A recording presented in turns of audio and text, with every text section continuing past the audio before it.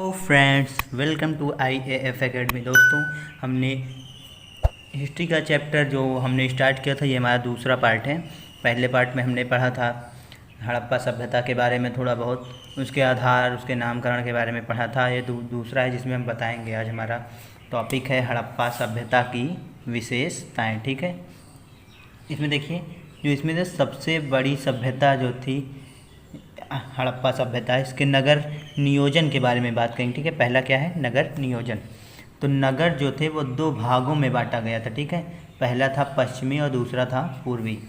तो पश्चिमी में जो था वो ऊंचाई पर था और दुर्ग या टीला, और पूर्वी था नीचे की तरफ था। ठीक है, तो कहने का आशय ये है कि जो पश्चिमी साइड था इसमें बड़े बड़े लोग जैसे पंडित हो गए, जो यहाँ पे राज करते थे, यहाँ पे उच्च जाति के लोग रहते थे, यहाँ पे निम्न, क्योंकि इनकी दीवारें ऊंची थी और ये इस पे दुर्ग बना था। ठीक है, ये था पूर्वी था, दुर्ग या टीला कहते हैं। जो आप बताइए, मोहनजोदारो जो फिल्म थी, आपने उसको देखा था?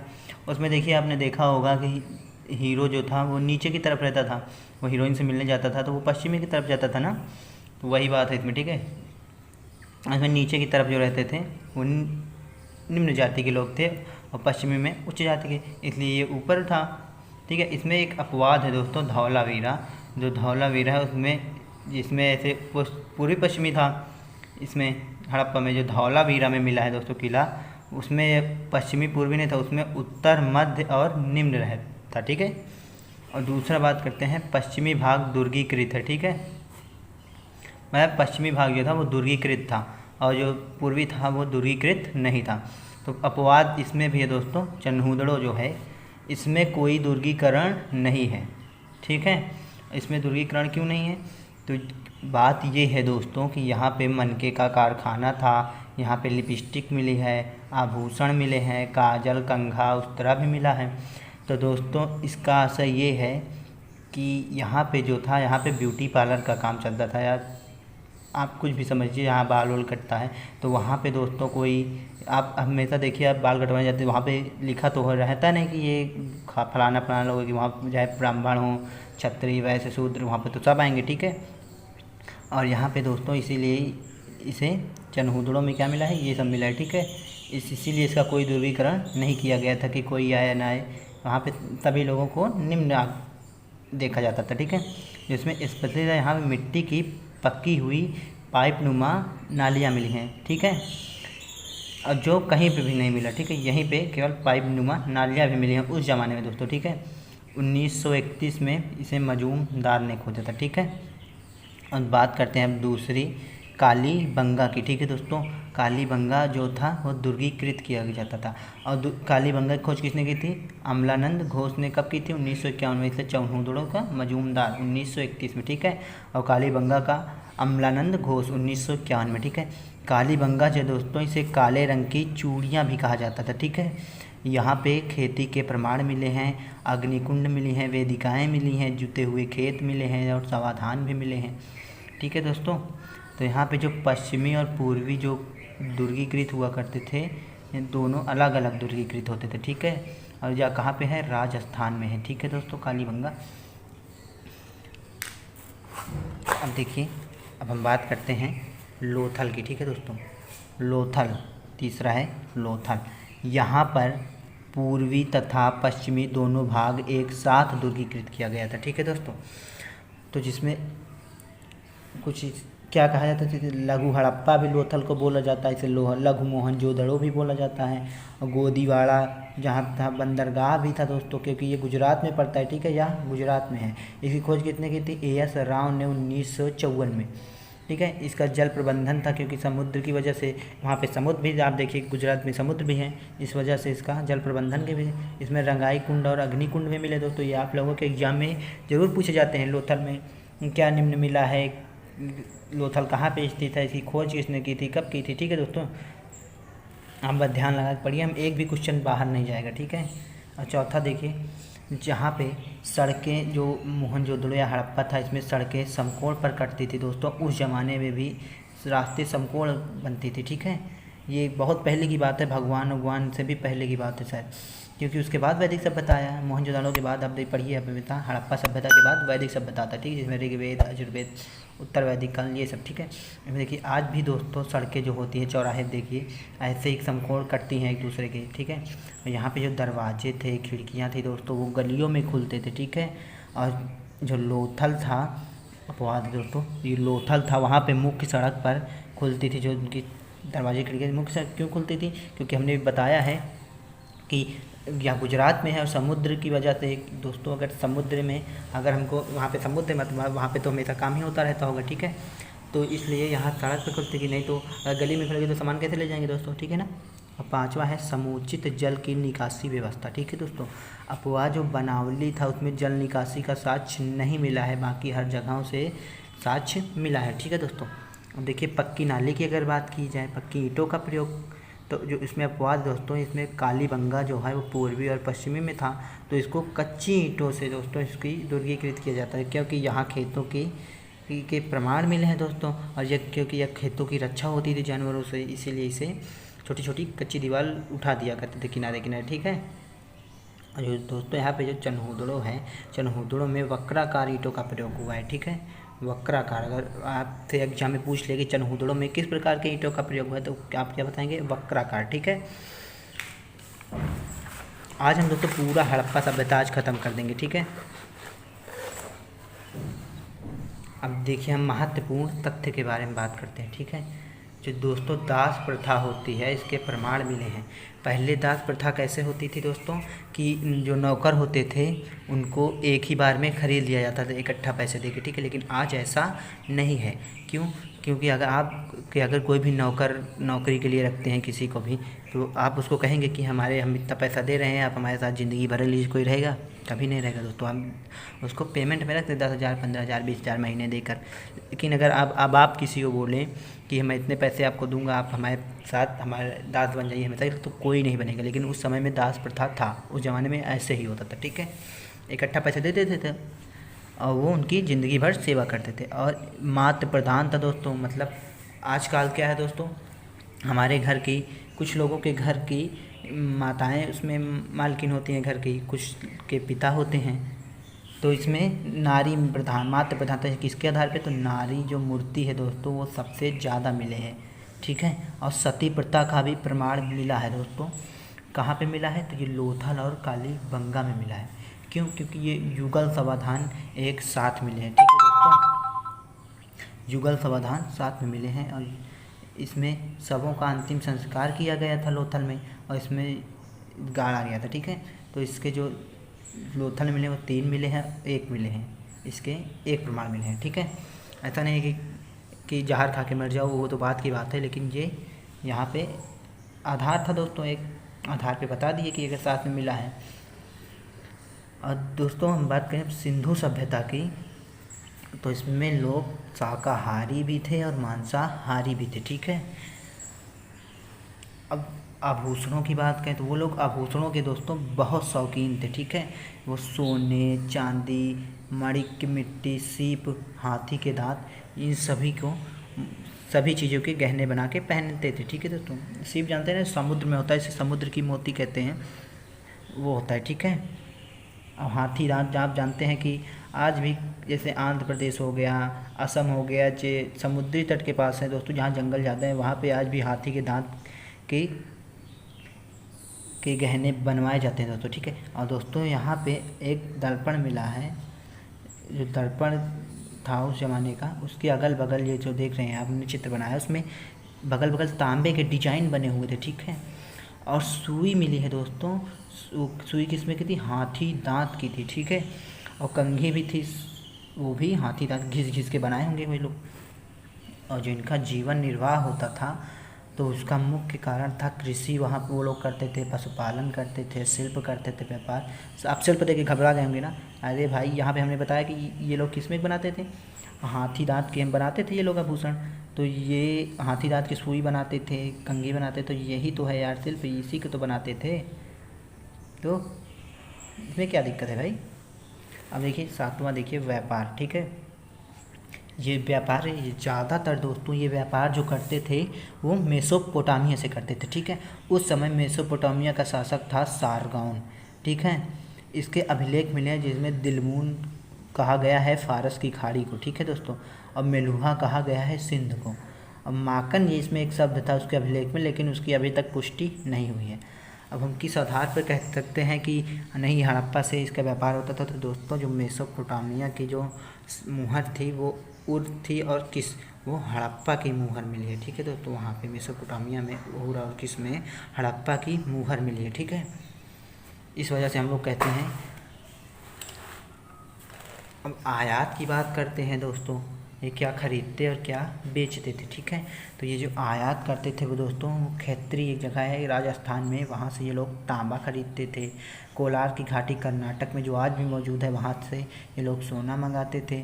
और बद्र खां है अफ़गानिस्तान में दोस्तों, वहाँ से चांदी, टीन और लाजवर्त ये मंगाते थे, ठीक है दोस्तों। और निर्वात वो बेचते क्या थे, सूती वस्त्र तो हम लोग भाई बहुत पहले से ही बनाते आए हैं, उसको हम बेचते थे। हाथी के दांत की वस्तुएं हम बेचते थे, सुई कंघा जो भी बन सकता था उनसे वो सब वो बेचते थे, ठीक है।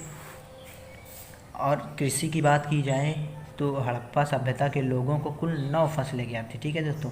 क्या तो गेहूँ, जौ, कपास, खजूर, तरबूज व वाटरमेलन भी इनको ज्ञात था, राई, सरसों तथा तेल, ठीक है। अब लोथल में दोस्तों चावल के प्रमाण मिले हैं। रंगपुर में धान की भूसी जानते हैं ना, जब चावल को आप कुटवाइए तो उसमें भूसी गिरती है, वही। और मेहरगढ़ में दोस्तों कपास, मेहरगढ़ में दोस्तों आज भी कपास की खेती बहुत ज़्यादा होती है, ठीक है। अब पशुपालन की बात करें दोस्तों, तो पशुपालन में इनके पास पशु कौन कौन से थे, तो गाय थे, बैल थे, भैंस थी, बकरी, भेड़, कुत्ते, बिल्ली, हाथी, ये सब इनके पास थे, ठीक है। अभी तक घोड़े का साक्ष्य प्राप्त नहीं था दोस्तों, ठीक है, परंतु अब साक्ष्य मिला है। वो कहाँ पे मिला है, जो घोड़े की अस्थियाँ हैं वो सूरकोटदा गुजरात में मिली है, ठीक है। और घोड़े के दांत रानागुंडई पाकिस्तान में मिला है, ठीक, पाकिस्तान का जिला है रानागुंडई, ठीक है।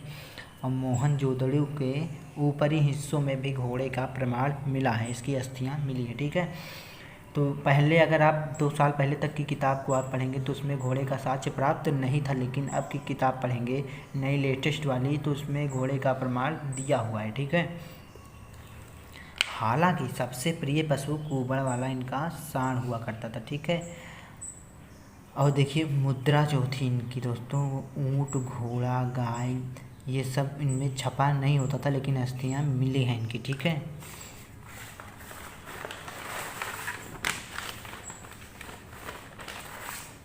देखिए अब बात करते हैं मोहनजोदड़ो में दोस्तों।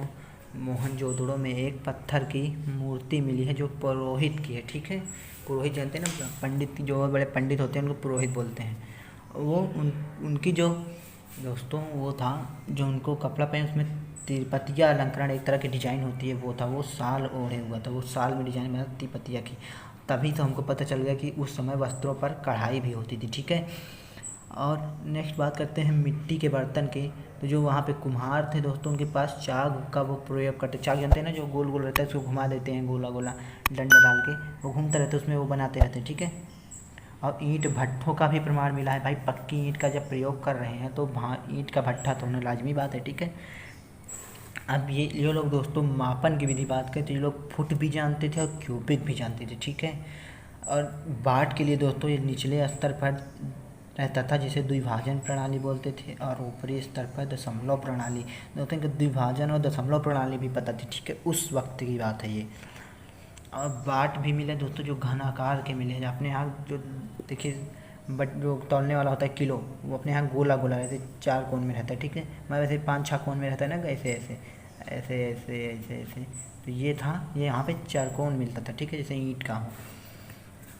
तो ये सब आपके एग्ज़ाम के लिए दोस्तों बहुत ज़रूरी है। आप हमारे साथ अगर ये हमारी वीडियो देखते हैं, आप पढ़ते हैं, और फिर आप एक बुक आती है ऑब्जेक्टिव की, हमें उसका रिव्यू बता देंगे आपको कौन सी बुक है, आप उसको ले लीजिए और उसमें से आप मिला लीजिए। कोई भी बुक हो, आप अगर मोहनजोदड़ो पढ़ रहे हैं जिसमें मोहनजोदड़ो के ऑप्शनल क्वेश्चन दिए गए हैं, तो आप देख लीजिएगा, इसी के अंदर से आ गया कहीं बाहर चला गया तो आप मेरा चैनल छोड़ के चले जाइएगा, ठीक है। अब हम बात करेंगे दोस्तों हथियारों की, तो कुल्हाड़ी था, काट देंगे, आरा था पेड़ काटेंगे, बर्छा था, बर्छा जानते हैं ना, जो गोल गोल, जो आप दरवाज़ा देखिए तो उसमें गोल गोल करते हैं, छेद देते हैं वो, और खुरपा था, छुरी था, और आज बहुत से मिलते हैं। जो इम्पोर्टेंट हम वही पढ़ेंगे। 13 मूर्तियाँ मिली दोस्तों, जो मूर्तियाँ में जो धातु लुप्त मोम विधि जिसे लॉस्ट वर्क कहते हैं उसकी मूर्ति थी, ठीक है। और मिट्टी की मूर्ति थी, मिट्टी की आप देखिए हम लोग बचपन में जो मिट्टी की मूर्ति लेते थे तो जो अगर आप देखिए कोई भगवान या कोई मानव के लिए तो वो ठोस रहती है, ठीक है, लेकिन पशु के लिए तो खोखली रहती है। अब बचपन में हम लोगों ने तो बहुत लिया था, आपके पास ज़रूर देखा होगा आपने, जो पशु कोई भी हो, चिड़िया, तो उसको देखिए अंदर से खोखली रहती है, ठीक है। वही प्रमाण उस समय भी था, वही बात कि उस समय भी खोखली मिलती, ठीक है। और पत्थर सब मूर्तियाँ बनती थी धातु की, मिट्टी की और पत्थर की, ठीक है। तो हम बात करेंगे चनहूदड़ों की, तो चनहूदड़ों में दोस्तों इक्का गाड़ी था, ठीक है, और कांसे की बैलगाड़ी हुआ करती थी उस समय, जो है बताया ना, टीन और तांबा मिला के ये लोग कांसा बनाते, कांसे की बैलगाड़ी थी। मेकअप का सामान मिला है, हमने बताया था अभी आपको, कंघी, अस्तूरा, ये सब मिला था। और कहाँ पे मिला दोस्तों? दैमाबाद में, महाराष्ट्र है वो, मुंबई, तो वहाँ पे कांसे का रथ मिला है। तो भाई अब शहर है, वहाँ पे हम बैलगाड़ी थोड़ी जाएंगे, मुंबई है, शहर है, तो वहाँ पे तो रथ से जाएंगे, बड़े आदमी भाई, है ना, मैं तो याद करने के लिए बता रहा हूँ, ठीक है। अब मुद्राओं की दोस्तों अगर हम इनके बात करें तो ये सर्वाधिक एक सिंगी पशु वहाँ पे मिले हैं, ठीक है, सबसे ज़्यादा। अगर आपको एग्जाम में पूछे कि उनकी मुद्राओं में किसके चित्र थे, वो एक सिंगी पशु के, ठीक है। अब मोहनजोदड़ो में दोस्तों मुहर मिली है जो पशुपति नाथ की, ठीक है, एक उनके भगवान थे। और उस समय शतरंज भी खेलते, चेस जानते हैं आप, चेस, ये दुनिया का सबसे पुराना खेल है शतरंज, ठीक है, चेस। उसके निर्माण कहाँ हुआ था? भारत में हुआ था दोस्तों, ठीक है। और इसके धार्मिक जीवन की बात करें तो वो उर्वरा देवी की पूजा करते थे हड़प्पा में, ठीक है। उर्वरा एक ऐसे स्त्री थी, उसके पेट से पौधा निकालने का साक्ष्य उसे ऐसा ही एक मूर्ति भी मिला है दोस्तों, ठीक है। इस वजह से उन्हें उर्वरा देवी का नाम दिया गया, ठीक है दोस्तों। अब देखिए वहाँ पे मातृ देवी की पूजा होती थी, मोहनजोदड़ो में पशुपति शिव की भी पूजा होती थी, और कालीबंगा में लिंग पूजा, जो भोलेनाथ रहते हैं ऐसे, उनकी पूजा होती, ठीक है। और दोस्तों वृक्ष की पूजा आज भी हमारे घरों में होती है, नीम का भी नीम जो है उसकी और पीपल की पूजा होती है ना, हर एक घर में वैसे पूजा होती होगी हिंदुओं के। अग्नि वेदिका मिली है दोस्तों, ठीक है, वहाँ पे कहाँ पे? कालीबंगा और लोथल में, ठीक है, वहाँ हवन वन होता था उस समय भी। और स्वास्तिक का जो दोस्तों प्रमाण मिला है वो मोहनजोदाड़ो में, सर्वप्रथम स्वास्तिक का प्रयोग मोहनजोदाड़ो में हुआ था, ठीक है। इसके समाधान की बात कर लेते हैं दोस्तों, तो ये लोग दाह संस्कार भी करते थे, आंशिक समाधान भी करते थे, और पूर्ण समाधान भी मिलते थे, ठीक है। दाह संस्कार मतलब जलाते थे, आंशिक मतलब गाड़, वो ऐसे फेंक देते थे खेत में, चील कौवे खा जाते थे, और पूर्ण समाधान मतलब इसको गाड़ देते थे, ठीक है। ये कहाँ पे मिला दोस्तों? कालीबंगा में, वो भी 3 मिले हैं इसके प्रमाण, ठीक है। और दोस्तों हड़प्पा में जो समाधान था वो विदेशी लोगों के दफनाने का भी साक्ष्य मिला है। ये वो क्यों मिला है, कैसे कोई? तो वहाँ पे दोस्तों एक ताबूत मिला है, ठीक है, तो आदमी बताए बहुत बड़ा आदमी रहा होगा, विदेशी था इसलिए ताबूत में दफनाया गया, ठीक है। और रोपड़ में दोस्तों एक प्रमाण मिला है, मालिक और कुत्ते को साथ में दफनाया गया, तो चहेता रहा होगा भाई मालिक का कुत्ता, इसीलिए उसको दफनाया गया, ठीक है। अब दोस्तों अब हम बात करेंगे हड़प्पा के पतन का, ठीक है, हड़प्पा का पतन कैसे हुआ। दोस्तों कुछ लोग कहते हैं कि आर्यों का आक्रमण हुआ था, कहाँ पे? मोहनजोदड़ो और मोहनजोदाड़ो पे, ठीक है। कौन कहा था दोस्तों?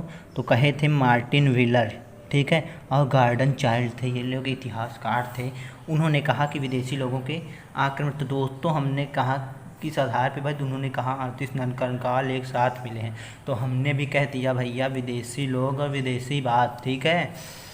तो ऐसा तो है नहीं 38 नरकंकाल एक साथ मिले तो ये आर्यों का आक्रमण हो गया, तो ऐसी बात नहीं है। तो कुछ लोगों ने कहा दोस्तों पारिस्थितिक विक्षोभ के कारण, कौन कहा? फेयर सर्विस थे, वो एक लेखक थे, the root of ancient India book के लेखक थे, ठीक है दोस्तों, ये एक बुक लिखते थे, ये भी उन्होंने कहा कि ये पहले। लेकिन कुछ लोगों ने कहा दोस्तों जलवायु परिवर्तन के कारण कहा, उन्होंने, कौन था? आर्यन स्टाइन ने कहा था, ठीक है, जलवायु परिवर्तन के कारण इनकी पतन हुआ था। कुछ लोग कहते थे दोस्तों बाढ़ की, ठीक है, अब मिले हैं ठोस प्रमाण। मैके थे और लैम्ब्रेक, राइक्सडेल्स, ये लोग इतिहासकार थे, तो उन्होंने कहा कि बाढ़ के कारण, दोस्तों आपने मोहनजोदड़ो अगर मूवी देखी है तो उसमें देखिए बाढ़ का दृश्य दिखाया गया था, ठीक है। बाढ़ के कारण उसका सर्वनाश हो गया था। सर्वाधिक लोगों द्वारा मान्यता यही है कि बाढ़ के, अगर आपके क्वेश्चन में अगर आपका क्वेश्चन पूछे कोई भी एग्ज़ाम में, IAS, PCS, UPSC, air force, NDA, कोई भी एग्ज़ाम हो, ये मैं आपको कोई नाम रख के नहीं पढ़ा रहा हूँ कि ये नहीं एयरफोर्स, नहीं NDA, UPSC, कोई भी एग्ज़ाम हो दोस्तों, ये हर एक एग्ज़ाम में काम आएगा। आप कोई भी बुक के सॉल्व पेपर ले लीजिए और इसमें मिला लीजिए। मेरा जो पढ़ा रहा हूँ, एक क्वेश्चन इधर से उधर चला गया तो आप बताइए हमको, ठीक है। तो दोस्तों जैसे इसको सर्वाधिक लोगों ने माना है। अगर आपसे क्वेश्चन पूछ ले हड़प्पा का पतन कैसे हुआ, तो वो बाढ़ के कारण हुआ, ठीक है। अगर इसमें आप टिक कर दीजिए। इसके दोस्तों प्रमाण क्या है, तो प्रमाण ये हैं, मोहनजोदाड़ो में 7 स्तर तक बाढ़ आई थी, इसके प्रमाण मिले हैं। अब भूकंप का दोस्तों, कालीबंगा जो था उसका पतन भूकंप के कारण हुआ, ठीक है दोस्तों। ये दोस्तों हमारा दूसरा पार्ट था जो कि आज ये ख़त्म हो गया, ठीक है दोस्तों। हम कल पढ़ाएंगे आपको वैदिक सभ्यता के बारे में, ठीक है। वो हमारी नेक्स्ट वीडियो है जो हम लाएंगे कल। तो ठीक है दोस्तों, अगर आपको हमारे साथ पढ़ने में अच्छा लगता हो, हमारी पढ़ाई हुई चीज़ें समझ में आती हैं आपको, तो हमारे चैनल को कर लीजिए सब्सक्राइब, ठीक है। और हमारे वीडियो को कर दीजिएगा लाइक। अपने दोस्तों को बताइए कि वहाँ पे पढ़ा रहे हैं हम दोस्तों। आप लोगों को हम बहुत अच्छे से पढ़ाएंगे, इसकी हम गारंटी लेते हैं। आपको समझ भी आएगा कि जिस तरह मैं अपना नोट्स बनाया हूँ, मैं नोट्स से ही पढ़ाऊँगा दोस्तों। अगर आपको भी, लेकिन मैं आपको एक बात बोलना चाहूँगी, आप भी नोट्स बनाइए। चाहे आप रोक के पढ़ा वीडियो चलाएं, फिर रोक दीजिए, फिर आप इसको लिख लीजिए। जितना मैं बोलता हूँ, मैं जितना पढ़ा रहा हूँ, आप देख ऐसे ही लिख लीजिए दोस्तों। ये समझ में बहुत आता है, क्योंकि इतिहास में कभी भी आप लिखेंगे तो वो बहुत बड़ा लिखाएगा, ठीक है। एक मोहनजोदाड़ो की अगर हम बात करें, इतना ही लिखते, हम शॉर्टकट में समझा रहे हैं, आपको समझ में आ रहा है, ठीक है। तो अगर आप लिखेंगे तो दोस्तों एक कॉपी भी कम पड़ जाएगी, ठीक है। आप ऐसे ही छोटी छोटी बातों को मिक्स करना सीखिए, क्योंकि आप अब बड़े हो चुके हैं, ठीक है। तो चलिए हम दोस्तों, हमारी नेक्स्ट पार्ट आएगी वैदिक सभ्यता, आप उसको भी पढ़िए। उसके बाद हम महाजनपद काल में आएंगे, ठीक है। Thank you.